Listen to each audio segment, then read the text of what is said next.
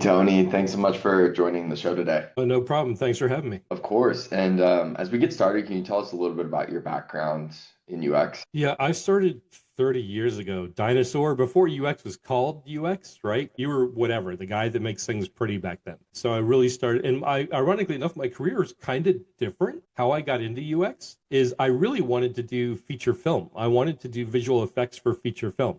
And I started learning actually 3D animation and figured out how to do things. And then I was working in Orlando, Florida, living there, doing stuff for Disney and Universal. But then they left Orlando. So when they left Florida, they were like, we're going back to LA. And I'm like, well, in Orlando, I'm a unique kind of guy. In LA, I'm one of 500,000 other people doing the same thing. And then so I stayed in Orlando and then figured out I need to transition my skills to the web. And I can actually say is I'm the small team at Time Warner Cable was taking the first Batman movie and we were streaming it to 14 houses within a given kind of high exclusive neighborhood. And I can actually say is I was there at the birth of streaming video at home because I helped build the first interactive carousel that actually allowed people to do that. And we were so excited when you can stream one movie to 14 houses, much less being able to go to Apple TV now and just pick whatever you want. One of the things that interests me is kind of like something we were talking about. You were talking about switch shifting from designing interfaces to designing for intent. And I think the root of this question goes to the pace of change and like all the things you hear, like, oh, there's going to be no more interfaces. And I don't know how true that is. Maybe I'll be wrong, but it seems like we're pretty stuck to these iPhones And that using the, we'll still have yeah, those, but the way that you'll work with them will be different. yeah, In my opinion, and the way that I've kind of always done my career is I always wanted to sit there and say, like I used to be a surfer in California. I grew up in Silicon Valley, right? I'd go surf in Santa Cruz. And when you're a nice. surfer, the big thing is you kind of if you're out there with 20 other guys, you don't want to go fight for a wave with 20 other guys, right? So what you'll do is you'll wait and you're like, it's a guessing game. Hey, is it going to be, the third set that rolls in and the fourth wave on that set, right? And I would be pretty good about letting everybody peel off. And while they're paddling back out, I'm kind of catching the biggest wave of the day. But what I had was the foresight to wait, right? Now, in tech, what I do is, in a sense, that wait is, hey, where do I think the trends are going to be? Not just, 6 months from now, because damn, by the time you go, what are they going to, it's already there, right? So it's like, what are they going to be 18, 24, 36 months down the road, like years? Where do I think the trajectory is going and where do I think it's going to land? Now, of course, I'm not always perfect, but you kind of read the market, you look at what business is doing, you look at kind of the sentiment of users, you kind of look and you can kind of narrow that field of kind of impact, right? You can narrow it a little bit. Yeah. But if, as a designer, if you're not forward thinking like really that far, like really far crazy out, what happens is by the time you start thinking about something, especially now, it's kind of interesting. You said, oh, things change weekly. Now it's almost daily Yeah. because literally Gemini 3 came out on a Wednesday and everybody was saying because they ran it through the benchmarks and everything else, and oh, it's the greatest latest model, and sure as hell is a new model didn't come out on Thursday, right? Not even 24 hours later, and it blew that one, it blew Gemini 3 like out of the water for the benchmarks and the scores. So now you're like, damn, I'm now down to 12 hours of trying to figure things out, right? It's staying ahead of it, yes, can be exhausting, but to me it's fun. But as a designer, I fundamentally believe is that at some point the human in the loop will always be there. You'll still always have your phone, but what it'll be eventually is you're going to really come down to yes, no, or modify. Because what's going to happen is the ability to then execute upon your intent. You won't have to do, an agent will do. You can go to ChatGPT now and set it up to be that agent to perform executions using your own desktop, right? So at some point, it's going to be almost seamless. They're figuring out how to make it work. Also, too, as they're figuring out, just not from a technological standpoint, but they're also figuring out from a human adoption standpoint. We could probably do it, but if we threw it at people right now, they would hate it, they would balk against it. But if we slowly dribble it out, if we slowly get them accustomed to it, that this is a way of working, right? If you went from horses and killed all the horses and gave people a Model T car back in the day, they would eventually adopt to it, but they would give you a big, huge pile of crap in the meantime because they would hate it. So the big thing is like, what's interesting is in tech, you can't slam something at a group of people. You have to slowly drip it and get that adoption standpoint. And once you've got that, then it's just amping it up, right? So at some point, Yeah. UIs are not going to be persistent. They're going to be rendered on the fly. So as designers, we have to not only design, it's like, to me, it's almost for years now, it hasn't been about drop shadows and skeuomorphic design and how many rounded corners and stuff like that. Like that's easy, right? That's easy stuff to do. But what's the intent of the user when they're getting there? Hey, I want to come book a trip. I need to do this. My intent is to go on a vacation, right? And then in order to go on that vacation, which is my intent, I need to perform these actions. Literally, you're going to go talk to, you're going to pull up your phone, you're going to talk to your personalized agent, an AI that knows everything about you. Then you're going to go, hey, we want to go on a vacation this year and we'd like to go somewhere warm because we're tired of it being cold. It's going to go handle everything else. It's going to go dig it up. It's going to say, hey, by the way, Alex, I've got 6 or 8 different resorts and images. Would you like to see them? And you're like, yeah, that's great. And you might be sitting on your couch, you might be somewhere else. It's going to know where you're at in context, and it's going to render the UI on the fly, grab the images, and you're going to look at them and go, yeah, that looks great. Yeah, let's go ahead and go there. Literally, you're done. You're going to be like, okay, let's go there. It's going to know your bank account information. It's going to have everything. And that comes with trust, once again, dribbling it in, right? But once it's got all that, you're going to be down to yes, no, or no, let's modify that trip. And here's how let's modify it and go from there. Yeah. I think one of the interesting things you touched on, we're both kind of going back and forth on it, is everything's changing every week. The models, the Yep.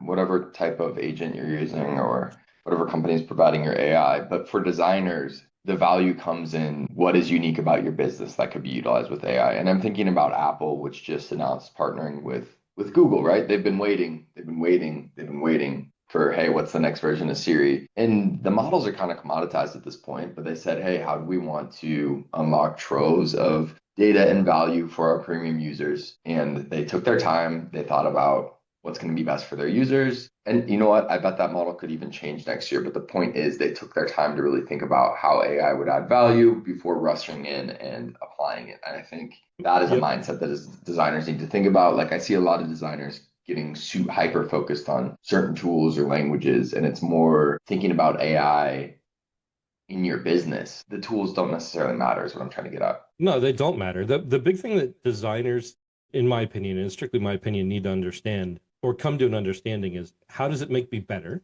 How does it not replace me? But how does it amplify what I can do? Now, what I've noticed from my perspective as a 30-year designer, when you gave me AI and I had access to it, I was unbridled. I could think of anything. I had hundreds of products in the background, hundreds of dashboards and Mm, projects. So for me to go and build something without now needing a development team to cobble together and pull, great. That's how I built my startup, right? So it's like now I can speed super fast. From a junior's perspective, if you're coming fresh out of school, you don't have that history, you don't have that really depth of knowledge to pull from. So it'll be harder. Honestly, it will be harder. Like I can give you AI, but it doesn't mean you'll be able to be as effective as I am just because I have decades of experience and hundreds of projects to pull from. So to me, it makes it easier, but yeah. you'll be able to get through it, but you'll ask some of the same questions, which I already like know the answers, if that makes sense, right? So But yeah, Tony, what then if it is harder for them, what is your advice to those juniors coming out of school? honestly, is I would say is try and latch on to almost like a partner, like a leech, right? Is honestly like latch on to a senior person like me.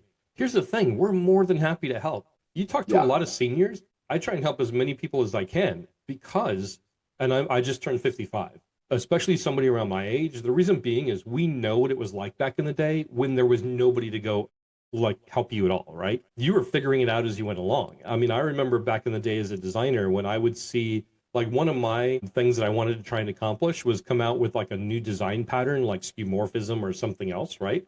And then like the design community adopt to it and it was like that's my kind of legacy is I did that, right? Never achieved it, but it's kind of like that was kind of a goal, right? But you had to push yourself because you had nobody else that you can necessarily look up to. Because back in the day, 30 years ago, you still had people that were graphic designers that were just moving into tech, right?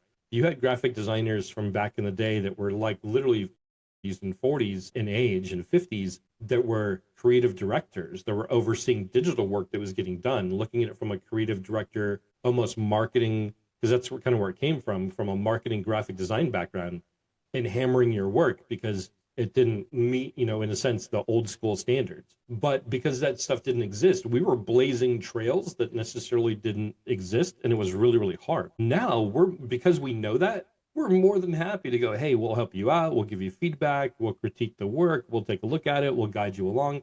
At least I am, and the people that I associate with. we're more than happy to do that, and we do it for free, right? Yeah. So what's really annoying though is I've had people, hey Tony, I want you to mentor me, and I'm like, great, we can do this once a week, twice a week. I'll make the time. I'll do it in the evenings, Saturdays, doesn't matter, because I want to give back. I want to give back what I've learned in 30 years of experience and go suck it out of my head and use Yeah. pieces of it and use it for yourself, right? But the thing is they talk to me once for an hour and they kind of get some insight and they're like, great, and never talk to me again. And I'm like, that doesn't work, right? You just don't get insight once. I've had probably out of 30 or 40 people, two people that I can name that have consistently kind of, hey, this is what's going on. Here's my career. What should I think? And it's great when they come back and go, hey, I'm in this, I want to level up my career. How do I do this? It's just not about design, right? It's about more than that. It's about, hey, talk to me about how I move up. Hey, I've got to go to this meeting in an hour and I'm really nervous about it. How should I handle it? How should I talk to it? I've done hundreds of those, right? Hey, I've got to go pitch. How do I do this? I will help any way that I possibly can because I remember when there was nobody there for me. Yeah. Yeah, facts. And I agree. Like, I think that's the most valuable thing, especially in a world where everyone's trying to figure out, hey, just get advice from AI, just ask the AI. It's like, no, ask the people who've been doing this for 20 years and Exactly. talk to a human as the world's getting more isolated. Find a mentor. Yeah, I love that. And the thing too is it's kind of I've gotten, I don't want to say called out on LinkedIn. Some people don't like it, but it's kind of like, I used to have these creative director people and art director people and look at something I had designed. And I thought I was kind of, honestly, I thought I was hot shit. And then I'm like, yeah, I'm awesome. Right. And I'm like, I know Photoshop better than you. And they'll look at me and they're just like, that sucks. And I'm like, wow. Right. It was just, bam, getting hit in the face with a two Yeah, by four, right? Or even more harsh than that. And yeah, it would tick you off, but at the end, it was kind of funny, but at the end of the day, it would tick me off at myself, right? right. Yes, them kind of immediately, but it's because they were like, I'm going to deflate this kid's head because he thinks he's awesome, pop, right? And I walk away and go, damn, maybe I'm not as good as I thought I was, right? But the I'm going to shove it in your face next time, honestly, made me a better designer, right? Yeah, Because if nobody challenges you on your design work, which now a lot of people don't like to be challenged, but it's like, hey, why did you do that? Why did you take that approach? Why did you do this? Well, just because. If there's nothing forcing you to rise to the occasion, there's nothing forcing you to get better, right? And really think through it. Now it's what's ironic is we've gone back to designers really producing pretty UIs. But when you look under the covers of that UI, you're like, why did you do that? They can't tell you the scaffolding or the thought process that backs that up, right? Like, hey, why is that there? Why did you do that? Why does it exist, right? Like for me, even now, creating the cleanest UI possible with almost nothing there is extremely difficult, but I can explain to you why everything exists on that page, right? Why yeah, everything is in that mobile app, because it has to. There's no hiding it, right? It's got to live out there on its own and it's got to work. yeah. Love that. Tony, thanks so much for joining the show. Where can people go to learn about what you're working on and follow you? They can find me on LinkedIn. Pretty much is the thing is I'm out there. I'm all the time. If I've just got, it's kind of funny. I don't post content to post content. If I just think I got something to say, I'll say it. You might see something from me, honestly, 15 times in a day because there's a great couple conversations I'm having on, and then not hear from me for 3 weeks, right? Yeah, So it's kind of just like I'm like, look, if I've got something to say, and sometimes I've got something to say because yeah, I might be a little ticked off at something, and it might come out that way, but it's like it's human, right? I'm saying now it's human. You'll see mistakes, right? Yes, I went to school, but hey, right? I make spelling mistakes. I don't use proper pronunciation, but it's all human content, and you'll see the emotion in that. You'll see the way that I talk and the way that I come out, and from there it's just like everybody can reach out to me, ask me questions. I'm more than happy to help, even because I've been a four-time tech startup founder with Vetted. So it's like, and especially now is I'm kind of really proud at Vetted because the reason being is I took my background of 30 years and leveraged the latest cutting edge of AI models and tools and technology and built a deployable solution that is, got security baked in and it's hardened and there's no vulnerabilities and it's got full documentation. So it's like, it's to me, it's fun to take the latest cutting edge stuff and then apply it and then bring something to market and say, yeah, this is what was possible. Because it's also what I'm wanting to show people is like, hey, this is possible as well, right? There's a lot of, like I said, I just turned January 5th, I turned 55. And there's a lot of people like me that were so used to going to, we have an idea, but now I got to get with an engineering team and I've got to yeah, find friends I've worked with and cobble it together, right? And by not having to do that, I can move so much faster. And then having ADHD didn't help either. So I think I can now I think I can build everything. Yeah, no, that is true though. And it's exciting to see what you're working on. And I'll be following that on LinkedIn for sure. Thanks. Tony, thanks again for joining. No problem. You need anything ever, just feel free to let me know. Anybody want to reach out to me? I can't stress it enough. I'm more than happy to discuss and help. I will give you my time if I've got it. Hell yeah. Love that.